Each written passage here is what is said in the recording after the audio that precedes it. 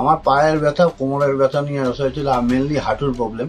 কোমরে আপনার শোয়ার পর ঘুরতে গেলে একটা টান লাগতো, উঠতে গেলে টান লাগতো, প্রচন্ড রকম পেন হতো।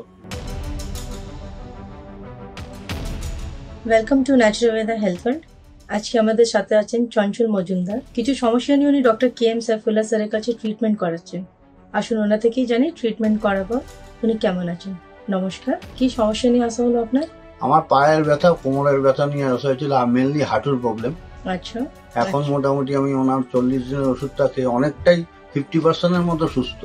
আর কোমর ব্যথা আপনার কেমন? কোমর ব্যথা এখন নেই বললেই চলে, একদমই নেই। এই সমস্যাগুলো কতদিন ধরে ভুগছিলেন আপনি? আমি কোমর ব্যথাটা ধরুন 6 মাস, আর এই পায়ের ব্যথাটা মাস 2-3 ধরে। কোমরে কি অসুবিধা হতো মেনলি আপনার? কোমরে আপনার শোয়ার পর ঘুরতে গেলে একটা টান লাগতো, উঠতে গেলে টান লাগতো, প্রচন্ড রকম পেন হতো, মানে বসা শোয়া করতে পারতাম না।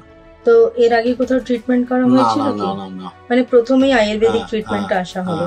তো আমি একটু জানতে চাইবো আপনার থেকে ডিটেলসে, কি মানুষরা তো সবসময় মানে যখনই কোনো সমস্যা হয় তো হুট করে চেষ্টা করে কি অ্যালোপ্যাথিতে দেখে ইনস্ট্যান্ট ট্রিটমেন্টটা। তো আপনি যে আয়ুর্বেদিকতে আসলেন, তো কি ভেবে চিন্তা করে আপনি আয়ুর্বেদিকটা আসলেন?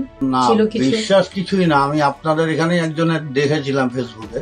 আচ্ছা, ওনার কথাবার্তা গুলো শুনে মেনলি আমার মাকে নিয়ে এখানে আসা। আচ্ছা, আপনার মাও ট্রিটমেন্ট করাচ্ছেন? মাকে দেখাবার জন্য। আচ্ছা, তারপর আমার যখন এই ব্যথাটা হয় তখন আমিও দেখাই।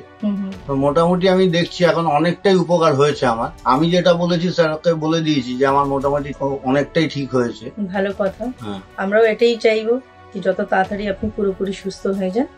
নিয়মটা যেটা বলা হয়েছে সেটা একটু ভালো করে মানতে চলুন। Thank you so much.